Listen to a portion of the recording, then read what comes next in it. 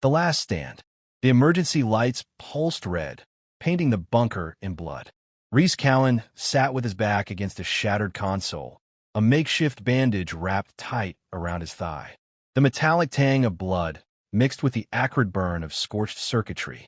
He couldn't tell what hurt more, the leg, the cracked ribs, or the knowledge that he was the last human left on Vortis 7. The Dravari had come without warning.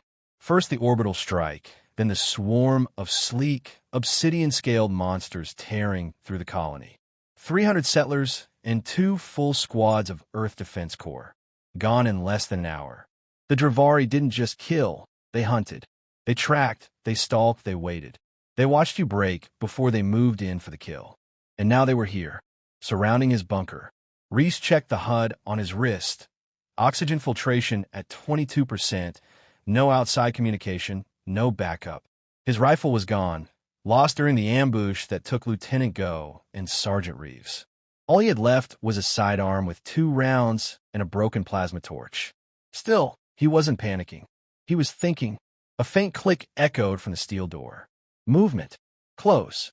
They were testing the entrance, probing for weaknesses. They knew he was in here, probably tasting his stress pheromones in the air with those forked tongues of theirs. Reese exhaled slowly. His breath fogged in the freezing air. His lips twitched. "You smell that?" he muttered aloud, just in case they were listening. "That's human blood, mixed with pure spite."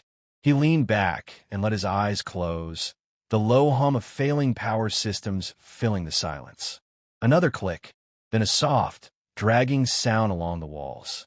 Like claws. They wanted to break him. Wanted him to scream before they breached. Reese chuckled. It started small, a dry, raspy sound in the back of his throat. Then it grew. Louder. Sharper. A real laugh.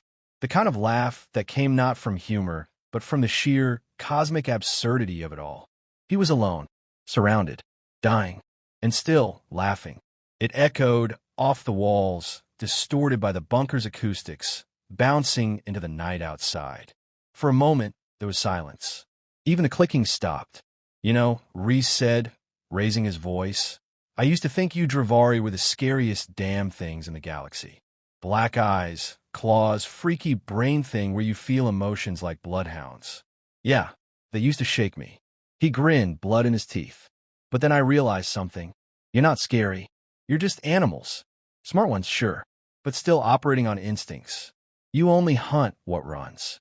You only kill what's already broken." Reese leaned forward, tapping a button on the console, activating the room's external comms. "So I got bad news for you boys," he said, voice crackling through the speakers outside. "You cornered the wrong species." The Dravari were still there. He could feel them, somehow. Their presence was cold and pressing, like shadows with mass. They didn't understand the laugh. Didn't like it. It was too calm, too certain.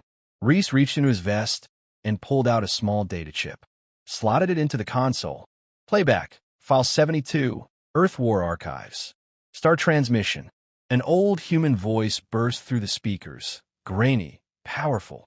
"This is the voice of Lieutenant Arya Lang, Earth Defense Corps. If you're hearing this, you're fighting the same bastards we did on Vega for. Rule 1. If they surround you, don't run. Don't beg. Don't give them fear. Give them something worse." Reese pressed his hand to his chest, feeling the slow, steady thump of his heart. The recording played a series of laughs. Real ones, battle-worn, victorious. Human soldiers laughing under fire, over bodies, during hopeless missions. It was raw, wild, infectious. Outside, the predators shifted. They didn't know what it meant. They didn't understand why the prey laughed in the face of death. Reese leaned back against the wall, a glint in his eye despite the blood. "You've been hunting prey your whole lives," he said softly, to himself, to the ghosts, maybe to them.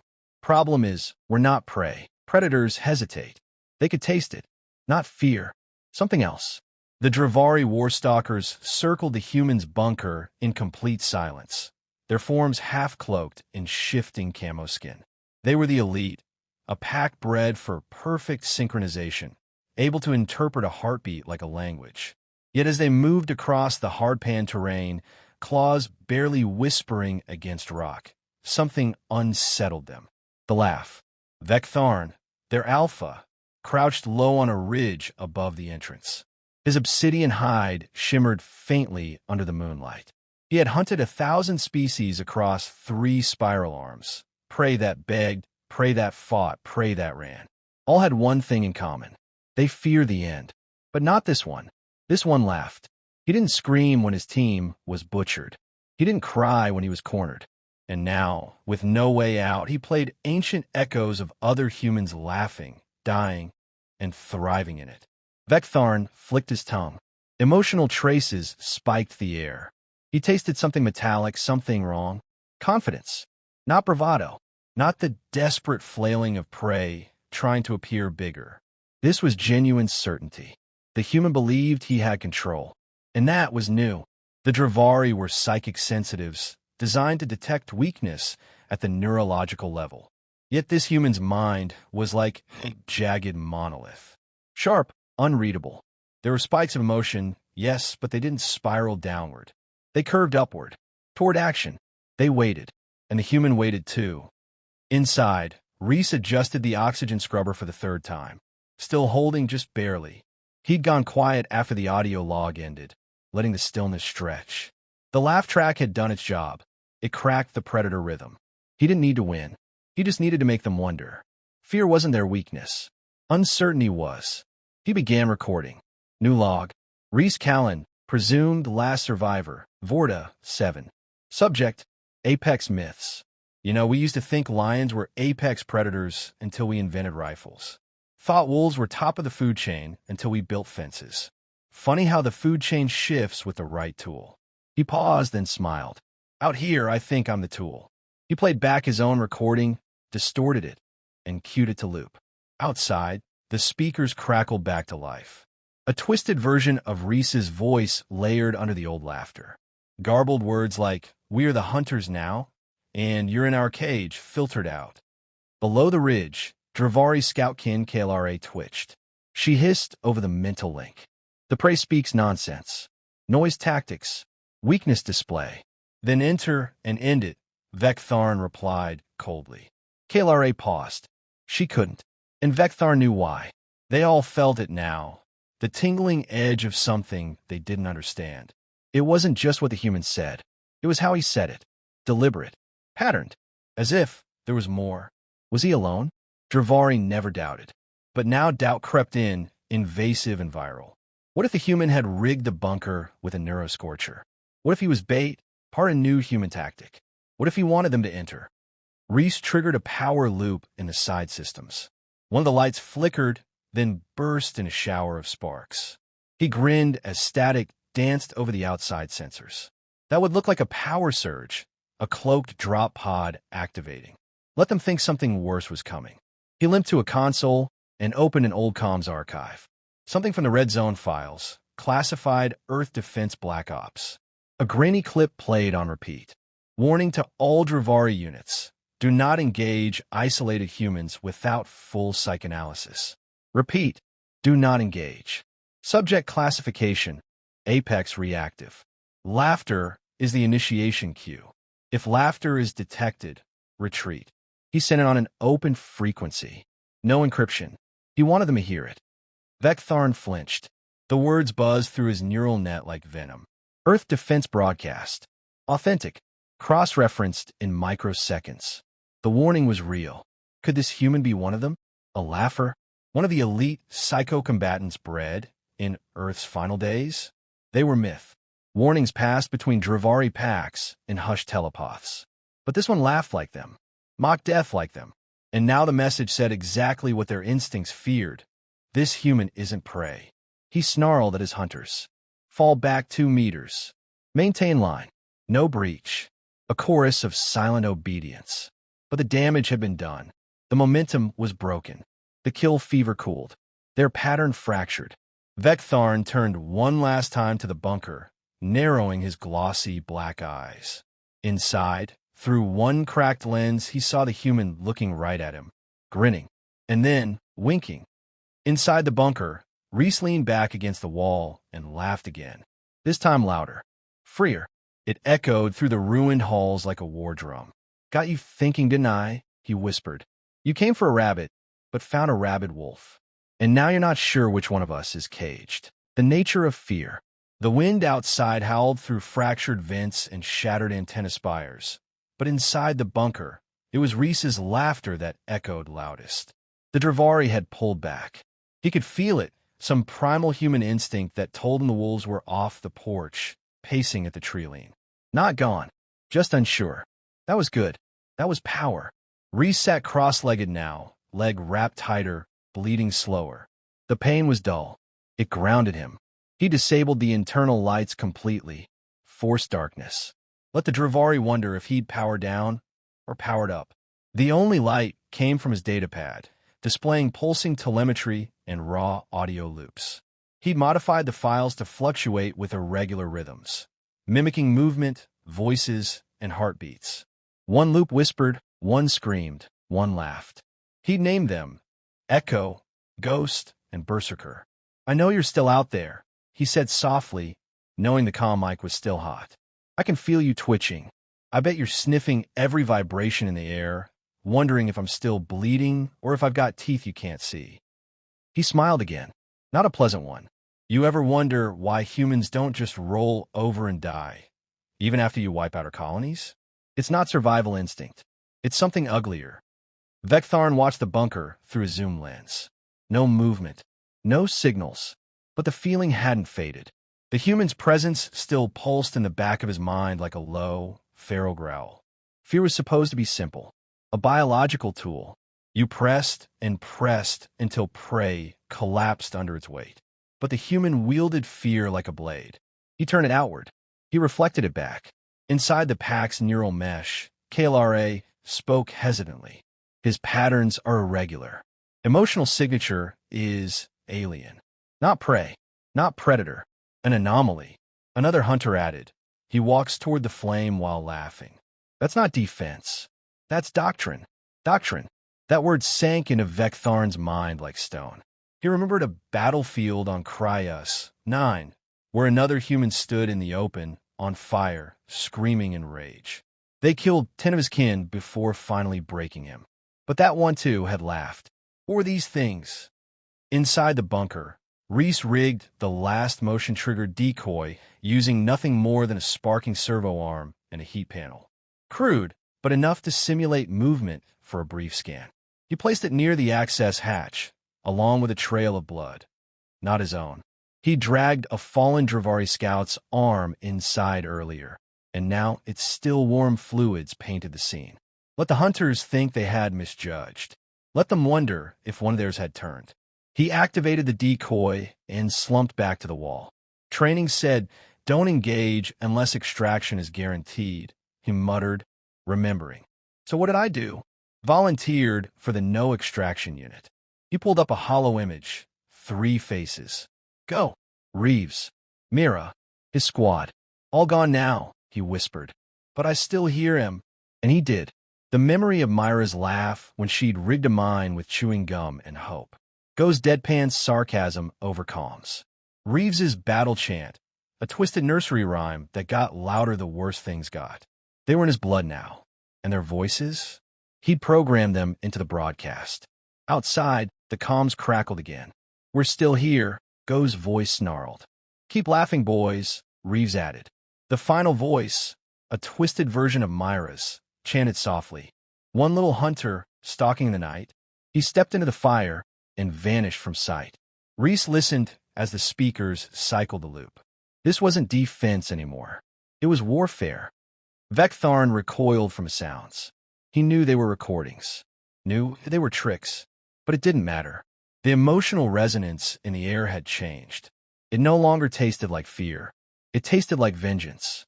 Grief sharpened into something feral. The kind of madness that spread like infection through both prey and predator alike. His scouts were losing cohesion. KLRA twitched constantly. One of the younger stalkers had broken formation entirely and now crouched alone, muttering through the neural link about shadows that didn't move like shadows should. This wasn't just psychological warfare. It was conversion. The human had turned their greatest tool, emotional dominance, against them. And now they were unraveling. He had to make a decision. Reese heard it, a subtle shift in the soundscape. Footsteps pulling back, breath patterns changing, silence thickening. They were withdrawing. He almost didn't believe it. Then he started to laugh again, this time genuinely. Not from madness, not from pain. From victory. Because that was the secret no one told the rest of the galaxy. Humans didn't laugh when they won. They laughed to win. It was their warning shot, their war drum, their blood cry. Laughter meant the fear had passed, that the mind had locked in, that the animal in the cage had decided. And what the Dravari didn't understand was that humans weren't apex predators by design. They were apex predators by choice. Reese leaned into the mic one last time and whispered, "Run." The apex revealed. The sun rose slowly over Vorta 7, casting a dull bronze hue over the shattered colony. The wind was quieter now. Ash drifted gently like snow, and the predators were gone. Reese sat alone in the dark, the same cracked wall at his back, blood dried on his leg, hand shaking from exhaustion. The hut on his wrist had long since dimmed. He hadn't eaten in a day, but he hadn't moved either. He didn't need to, because they'd left. He'd made them run. It didn't matter if they came back with reinforcements. It didn't matter if he died of blood loss before the hour turned. What mattered was what they learned, that humanity wasn't just prey with guns. They were apexes disguised as survivors. A flicker on the console drew his eye. A ping. Faint. Distant. Inbound transmission detected. He blinked. No way. The signal repeated. Not a Dravari frequency. Earth defense. He leaned forward, trembling fingers tapping the console. EDC Recon Ship Galahad. Low orbit. Unidentified survivor. This is Captain Lennox. We receive your emergency pulse. Signals weak, but verified. Do you read? Reese's laugh startled even himself. Raspy, wild, edged with disbelief. He slammed the comms button. This is Corporal Reese Cowan. Vorta 7 Colony. I'm alive. Barely. The rest not so lucky. There was a pause. Static. Then. Copy that, Corporal. Sit tight. We're dropping a medical evac now. Stand by. Relief didn't hit him the way he expected. Not joy. Not triumph. Just satisfaction. He'd done what he came to do. Made the bastards hesitate. That was enough. High above the planet, aboard the Galahad, Captain Lennox turned to his second-in-command. Run a bio-sweep on the colony. Heat signatures, movement, everything. Sir, the officer said cautiously. The Dravari left. No sign of further activity. Lennox narrowed his eyes at the screen. Exactly. That's what worries me. He'd seen the Dravari firsthand. Knew their tactics. They didn't just leave. Not without bodies. But this time there weren't any. Only the human. Laughing. Aboard the Dravari command vessel in the shadows of the asteroid belt, Vectharn stood before the elders. He had never been summoned before. Their eyes were blank pools of darkness, ancient and unmoving. Explain, one of them rasped into his mind. Vectharn bowed. The human did not fight. Not with weapons. Not with numbers. He fought with certainty. With belief. You were defeated by one. He hesitated. We were not defeated. We were undone. There was silence. Then another voice. Older. Harsher. And he laughed. Vectharn nodded slowly. Yes. Even at the end. Especially at the end. The elders whispered among themselves in frequencies that made his bones hum. Then one leaned forward. Then the myths are true. He is Apex. Back on Vorta 7, the dropship descended through the rising heat of the day, cutting a line through the sky. Dust swirled as it landed near the shattered comm tower. Reese barely registered the hiss of the bay door or the clatter of boots. A medic rushed to him, knelt, scanned his vitals. Hold still, she said. You're lucky we got your pulse. We didn't think anyone was alive down here. Reese cracked a smile, eyes half-lidded. Not luck, just stubborn.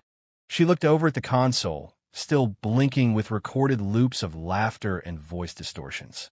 What is all that? He coughed, then chuckled. That's fear in reverse. Hours later, aboard the Galahad, Reese sat patched up, for in his arm, watching the stars through a reinforced viewport. Lennox sat across from him, reading the incident report. This file's wild, the captain said. You didn't fire a shot. Reese looked over. Didn't need to. You want to tell me how you held off a full Dravari stock unit? Reese leaned back. They were predators. All instinct and fear. But fear's funny. It doesn't care who feels it. It just spreads. He tapped his head. Once they start thinking, they stop hunting. Lennox whistled. You know this'll go straight to command, right? They'll turn it into a doctrine. Reese grinned. Good. Maybe next time we don't fight with numbers. Maybe we fight with myths. Epilogue. Across Dravari space, whispers grew. They spoke of the one who laughed. The human who stood alone and made the shadows tremble. Packs began hesitating. Scouts stopped approaching lone humans. Even war breeds, those born without fear, were taught a new command. If the human laughs, retreat. And somewhere deep in space, on a quiet Earth outpost, a new file entered the Earth Defense Archives. Codename, Apex Protocol. Status, active. Tactic, laughter as a fear weapon. Site profile qualification. Must have lost everything and still smile. And beside that file, a single line. The Apex doesn't roar. He laughs. End of chapter 4. End of story. Word count, 1020. Let me know if you want this turned into a PDF formatted for publishing or adapted into a script or audiobook style script.